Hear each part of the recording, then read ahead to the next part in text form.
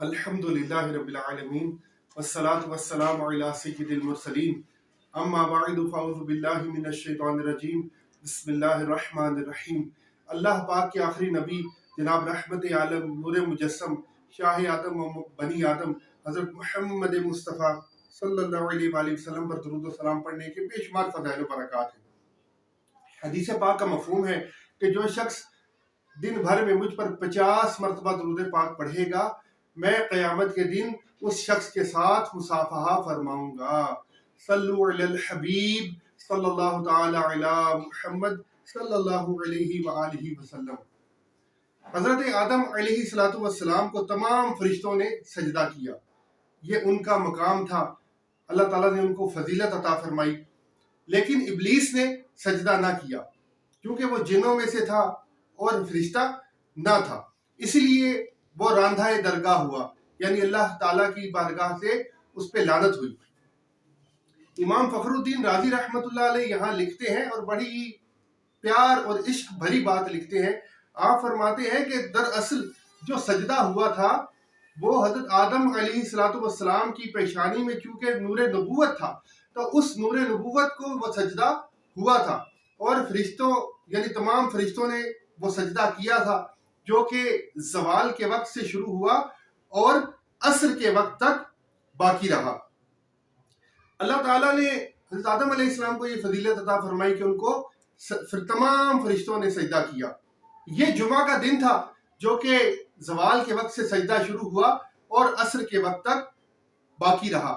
لیکن یہ یاد رکھیں کہ یہ سجدہ زندگی میں فقط ایک ہی مرتبہ ہوا۔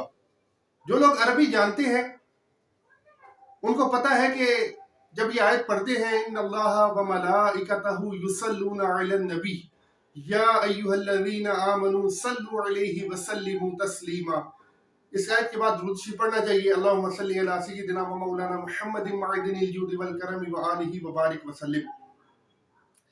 یصلون جو لفظ ہے یہ فعل جاری ہے، یعنی یہ فعل ایک بار نہیں ہوا، اور یہ نہیں فرمایا گیا کہ اللہ اور اس کے فرشتوں نے ایک بار درود پڑھا تو اے مومنو تم بھی درود ایک مرتبہ درود پڑھو، نہیں، بلکہ یہ فرمایا گیا کہ اللہ تعالیٰ اور اس کے فرشتے مسلسل نبی علیہ السلام پر درود و سلام بھیج رہے ہیں۔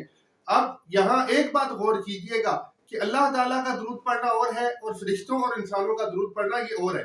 ہم اللہ تعالیٰ سے یہ دعا کرتے ہیں کہ اللہ نبی پاک صلی اللہ علیہ وسلم پر درود بھیج، ان پر رحمت نازل فرما، ان کی آل پر رحمت نازل فرما، اور اللہ تعالیٰ نبی علیہ السلام ہمارا چونکہ التجائیہ ہے، یعنی اے اللہ تعالیٰ نبی علیہ السلام پر درود و سلام بھیج، اور اللہ تعالیٰ کی جو درود و سلام بھیجنا ہے وہ اللہ کی رحمت حضور علیہ السلام پر مسلسل نازل فرمانا ہے۔ قرآن میں کوئی ایسا حکم نہیں ہے جس میں اللہ تعالیٰ نے فرمایا ہو کہ میں بھی یہ کام کر رہا ہوں تم بھی یہ کام کرو، سوائے درود و سلام کی، یعنی ان اللہ و ملائکتہ یصلون علی النبی۔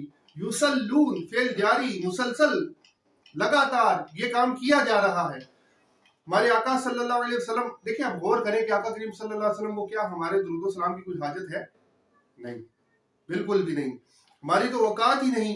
آپ یہ غور کریں کہ نبی پاک صلی اللہ علیہ وآلہ وسلم پر روزانہ صبح و شام 70 ہزار فرشتے آپ کی بارگاہ میں حاضر ہوتے ہیں حاضری کے لیے، اور یعنی 70,000 صبح اور 70,000 شام کو، اور اس طرح 12 گھنٹے کے وقفے سے ایک دن میں 1,40,000 فرشتے نبی پاک صلی اللہ علیہ وآلہ وسلم کی بارگاہ میں حاضر ہوتے ہیں، اور جو ایک مرتبہ فرشتہ آیا اس کو دوبارہ زندگی میں یعنی قیامت تک دوبارہ حاضری کا موقع نہیں ملے گا۔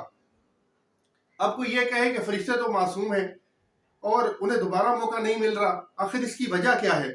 تو جب بھی کوئی معاملہ الجھتا ہے تو امام اہل سنت امام احمد رضا خان معاملے کو سلجھاتے ہیں۔ آپ اپنے چند اشعار میں یہ بات سمجھا رہے ہیں کہ 70,000 صبح ہیں 70,000 شام، یوں بندگی زلف و رخ 8 پہر کی ہے، یعنی 24 گھنٹے کا جو جدول ہے کہ 70,000 صبح فرشتے آقا کی بارگاہ میں آ رہے ہیں اور 70,000 شام کو آ رہے ہیں۔ اب آگے فرماتے ہیں جو ایک بار آئے دوبارہ نہ آئے گا، رخصت ہی بارگاہ سے بس اس قدر کی ہے۔ یعنی بس اس بارگاہ سے انہیں اجازت ہی اتنی ہے.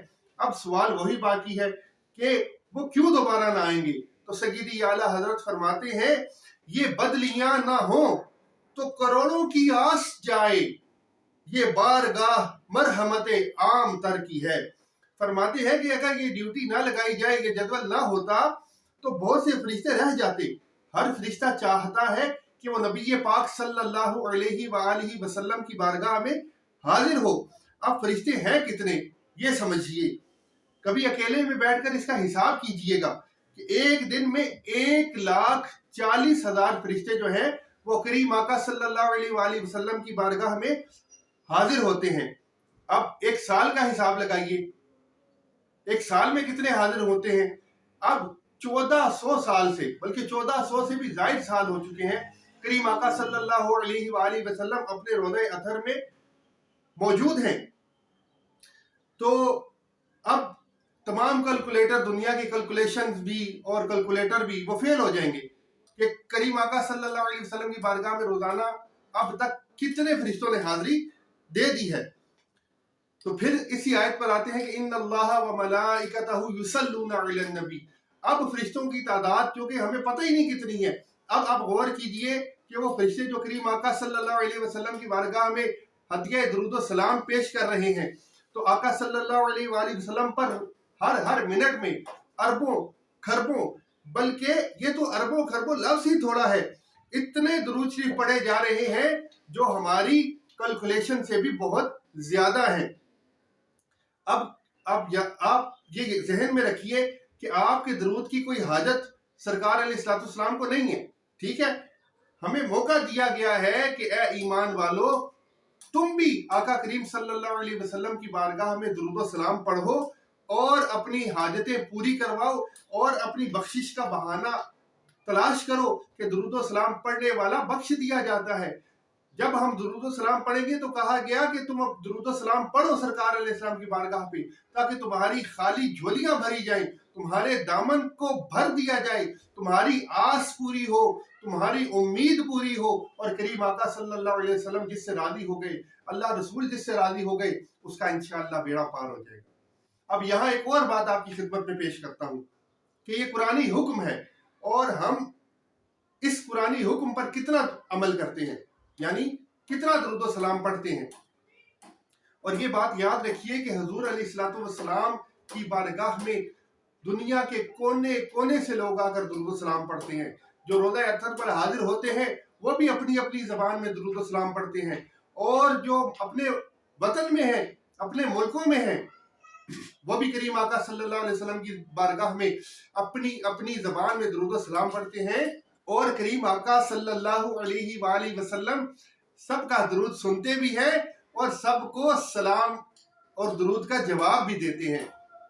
اب آپ غور کیجئے، کوئی انگلش میں درود بھیج رہا ہوگا، کوئی فارسی میں درود بھیج رہا ہوگا، کوئی افریقی زبان میں درود بھیج رہا ہوگا، کوئی عربی زبان میں درود بھیج رہا ہوگا، کوئی اردو میں بھیج رہا ہوگا، کوئی سندھی میں، کوئی ہندی میں. تو میرے آقا صلی اللہ علیہ وسلم سب کی زبان جانتے ہیں. تو ہم کیوں نہ کہیں کہ وہی بھرتے ہیں جھولیاں سب کی. کیوں؟ کیونکہ وہ سمجھتے ہیں بولیاں سب کی. آؤ آؤ بازار مصطفیٰ کو چلے، کھوٹے سکے وہیں پہ چلتے ہیں. اللہ تعالیٰ کی بارگاہ میں دعا ہے کہ زیادہ سے زیادہ اس حکم قرآنی یعنی ان اللہ و ملائکتہ یصلون علی النبی پر عمل کرتے ہوئے ہمیں کریم آقا صلی اللہ علیہ وسلم کی بارگاہ میں درود و سلام پڑھنے کی توفیق عطا فرمائے، اور جس سے اور جو زیادہ کثرت سے درود و سلام پڑھے گا، کریم آقا صلی اللہ علیہ وسلم فرماتے ہیں میں اور وہ قیامت میں اکٹھے ہوں گے. آمین بجاہ النبی الامین علیہ الصلوۃ والسلام. آپ سے دعا ہے کہ ہمارے چینل کو سبسکرائب کیجئے، ویڈیو کو لائک کیجئے اور بیل آئیکن کو ضرور دبائیے. السلام علیکم ورحمۃ اللہ وبرکاتہ.